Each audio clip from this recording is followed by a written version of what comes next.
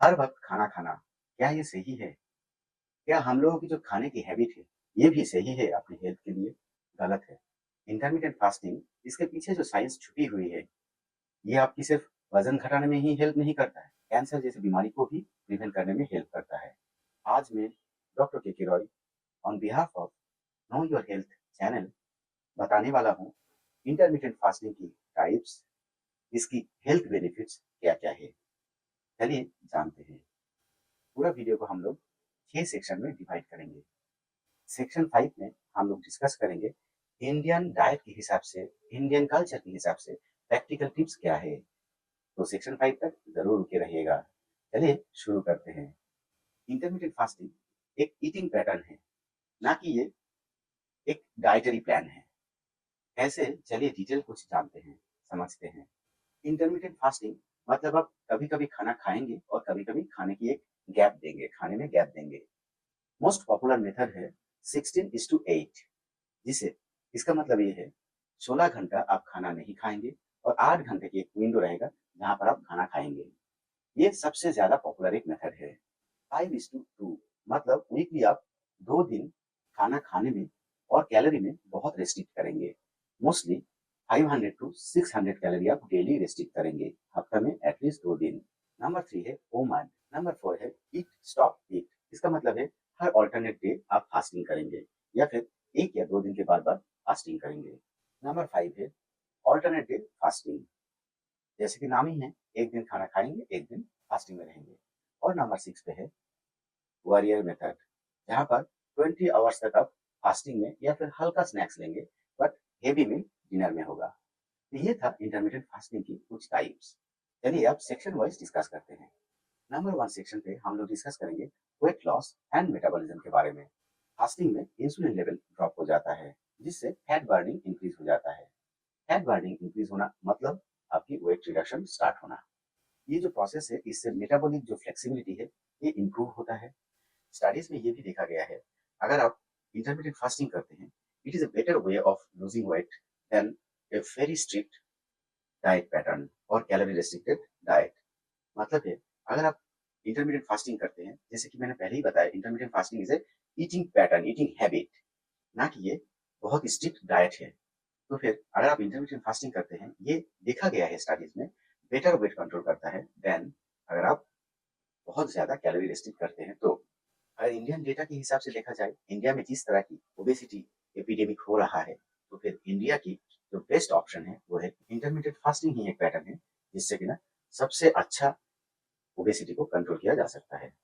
चलिए अब चलते हैं सेक्शन 2 की तरफ। सेक्शन 2 पे हम लोग डिस्कस करेंगे ब्रेन हेल्थ कैसे इंप्रूव होते हैं इंटरमीडिएट फास्टिंग से।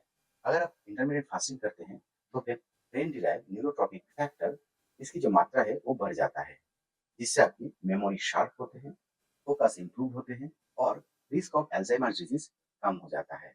ऑटोफेगी, जो कि ना एक इंटरमीडिएट फास्टिंग की एक्टिव कंपोनेंट है, ये बढ़ जाता है, जिससे ब्रेन की जो रेड सेल है वो ऑटोफेगी प्रोसेस से क्लियर होते हैं, ब्रेन हेल्थ इंप्रूव होते हैं। चलिए अब हम लोग सेक्शन 3 पे चलते हैं, जहां पर हम डिस्कस करेंगे हार्ट हेल्थ कैसे इंप्रूव होते हैं इंटरमीडिएट फास्टिंग से। Intermediate fasting lowers LDL cholesterol, total cholesterol and intermediate fasting से एलडीएल कोलेस्ट्रॉल लो हो जाता है, ब्लड प्रेशर कम होते हैं और ट्राइग्लिसराइड लेवल कम हो जाता है, जिससे कि ना अल्टीमेटली इंसुलिन सेंसिटिविटी इंक्रीज होते हैं। इन्फ्लेमेटरी मार्कर्स जैसे कि सीआरपी, ये भी बहुत कम हो जाता है। मेटा एनालिसिस में देखा गया है up to 20 to 30% metabolic syndrome कम हो जाता है इंटरमीडिएट फास्टिंग से। चलिए आप चलते हैं सेक्शन 4 की तरफ। सेक्शन 4 में हम लोग डिस्कस करेंगे, बहुत इंपॉर्टेंट है, बहुत ही लोग उत्सुक है ये जानने के लिए भी कि कैंसर कैसे प्रिवेंशन हो सकता है। यस, इंटरमीडिएट फास्टिंग एक ऐसा प्रोसेस है, डाइटरी हैबिट से, जिससे कि ना आपकी कैंसर भी प्रिवेंट हो सकता है। मैं एक कैंसर सर्जन हूँ, मैं कैंसर सर्जन होकर मैं आपको बोल सकता हूँ कि yes, cancer also can be prevented by this type of dietary habits. Fasting trigger करते हैं ऑटोफेगी को, ऑटोफेगी जिससे कि ना डेड सेल क्लियर होते हैं बॉडी से। सेम फास्टिंग से ऑक्सीडेटिव जो स्ट्रेस है वो भी रिड्यूस हो जाता है, जो कि ना एक बहुत बड़ा कारण है कैंसर होने की। अगर आपकी ऑक्सीडेटिव स्ट्रेस कम हो जाता है, तो फिर डैमेज सेल बनना, डीएनए डैमेज होना, ये सब भी कम हो जाता है, जिससे कि ना आपकी कैंसर होने की संभावना कम हो जाता है। एनुअल स्टडीज में पाया गया है कि अगर आप इंटरमीडिएट फास्टिंग करते हैं, तो फिर आपकी लाइफ स्पैन भी ज्यादा हो जाता है। बहुत सारे रैंडमाइज्ड कंट्रोल ट्रायल में ये मिला है कि अगर आप इंटरमीडिएट फास्टिंग करते हैं साथ में कीमोथेरेपी भी चलते हैं, तो फिर आपकी कीमोथेरेपी की जो टॉलरेंस है, वो इम्प्रूव होते हैं। तो ऐसे कैंसर में इंटरमिटेंट फास्टिंग आपको हेल्प कर सकते हैं। ये एक बहुत ही बड़ा टॉपिक है। एक छोटे से वीडियो में इसको इतना इलैबोरेट करना पॉसिबल नहीं है। हम लोग कभी बाद में फिर से डिस्कस करेंगे इसको लेके। चलिए अब सेक्शन 5 पे आ गए हैं, जो कि सबसे इम्पोर्टेंट है। मैंने पहले ही बोला था, इंडियन डेटा के हिसाब से इंडिया में कैसे इसके प्रैक्टिकल यूज़ किया जाए, ये हम बताएँगे और कुछ टिप्स भी बोलेंगे। चलिए स्टार्ट करते हैं। देखिए, हम लोगों की खाने की जो हैबिट है, वो हम लोग ज़्यादा मात्रा में लेते हैं, क्वांटिटी को कंट्रोल नहीं कर सकते हैं और थोड़ा-सा भूख लगने पे ही हम लोग खाने पे कूद पड़ते हैं। तो इसको कंट्रोल करने के लिए पहले ही आप 16 आवर्स पे मत जाइए। पहले आप 12 आवर्स की फास्टिंग कीजिए। 12 आवर्स मतलब 12-12 12 आवर्स आप खाना खाएँगे और 12 आवर्स आप फास्टिंग में रहेंगे। ये फास्ट प्रोसेस है। आपको अवॉइड करना है जो जितना भी आपको अनहेल्दी फूड है, जैसे कि जंक फूड है, डीप फ्राइड फूड है, मैदा की जो प्रोडक्ट है, हाई शुगर की जो डाइट है, ये सब को आपको कंप्लीटली अवॉइड करना है ड्यूरिंग आपकी ईटिंग विंडो पीरियड। मतलब अगर आप 12-12 कर रहे हैं, तो 12 घंटे जो ईटिंग विंडो है, उसमें आपको सिर्फ हेल्दी खाना ही खाना है। फूड इंटरमिटेंट फास्टिंग फूड, इसकी एक लिस्ट है। चलिए कुछ लिस्ट मैं आपके साथ शेयर करता हूँ। जैसे कि ना, दाल चावल हुआ, सब्जी हुआ, फ्रूट्स हुआ, दही हुआ, ओट्स हुआ और मल्टीग्रेन रोटी हुआ। ईटिंग विंडो पीरियड में आप ये सब ले सकते हैं। आपको हाइड्रेटेड रहना है, अच्छी तरह से पानी पीना है। मिनिमम 7 से 8 ग्लास पानी आपको डेली पीना है, क्योंकि आपकी जो ऑटोफैगी प्रोसेस है, वो भी जो डेड सेल बॉडी से निकलेगा, वो भी एक स्कैवेंजिंग मैकेनिज्म है, जिसके लिए आप हाइड्रेटेड रहना बहुत इंपॉर्टेंट है। आपको हाइड्रेशन भी आपको गुड फील कराएगा। हाइड्रेशन के लिए आप एडिक्वेट अमाउंट में पानी पीजिए, ग्रीन टी लीजिए, कोकोनट वाटर लीजिए। ये सब बहुत ही गुड क्वालिटी की लिक्विड्स है। अवॉइड क्या करना है? कोई भी शुगरी ड्रिंक आपको अवॉइड करना है। और क्या अवॉइड करना है? आप दूध वाली जो चाय होते हैं, वो अवॉइड करना चाहिए। और क्या अवॉइड करना चाहिए आपको? अल्कोहल अवॉइड करना चाहिए। चलिए, सब तो जान लिए, अब सेक्शन 6 पे हम लोग जानेंगे।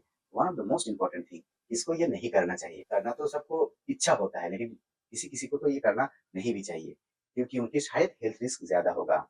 चलिए, इसके बारे में भी हम लोग जानते हैं। प्रेग्नेंट लेडी को, मतलब गर्भवती जो महिलाएँ हैं, उनको इंटरमिटेंट फास्टिंग नहीं करना चाहिए, क्योंकि उनकी कैलोरी की मात्रा ज़्यादा होती है। उनकी बेबी की ग्रोथ के लिए उनको ज़्यादा फूड लेना चाहिए। उनको कभी भी इंटरमिटेंट फास्टिंग में नहीं जाना चाहिए। बच्चे को और जो एडोलेसेंट बच्चे हैं, उनको भी इंटरमिटेंट फास्टिंग नहीं करना चाहिए, क्योंकि उनकी ये ग्रोथ की टाइम है। अगर ये बच्चे लोग या फिर एडोलेसेंट पीरियड में इंटरमिटेंट फास्टिंग करेंगे, तो इनके हार्मोनल चेंजेस बहुत ज़्यादा हो सकता है, तो इनको अवॉइड करना चाहिए। जो डायबिटिक पेशेंट है, जो इंसुलिन में है, उनको भी इंटरमिटेंट फास्टिंग अवॉइड करना चाहिए। अगर कोई डायबिटिक नॉन इंसुलिन डिपेंडेंट है और वो इंटरमिटेंट फास्टिंग करना चाहते हैं, तो ज़रूर डॉक्टर की कंसल्ट लेके करें और स्ट्रिक्ट ब्लड शुगर मॉनिटरिंग के साथ करें, ताकि ना उनको हाइपोग्लाइसीमिया ना हो। और किसको नहीं करना चाहिए?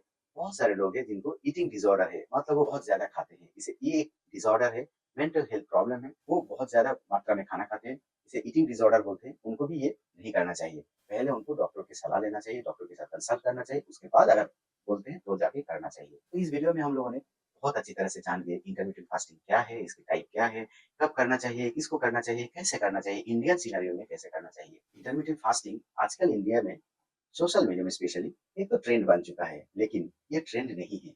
ये एक science backed, full packed eating habit है।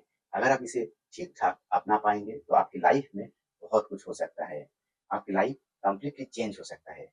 अगर ये सब इन्फॉर्मेशन आपको अच्छा लगे, वीडियो को लाइक करें, चैनल को सब्सक्राइब करें, दोस्तों तक ज़रूर शेयर करें। Stay healthy and hydrated. अगली बार फिर से मिलेंगे किसी दूसरे वीडियो के साथ। तब तक के लिए स्टे हेल्दी, स्टे हाइड्रेटेड। नमस्कार, जय हिंद।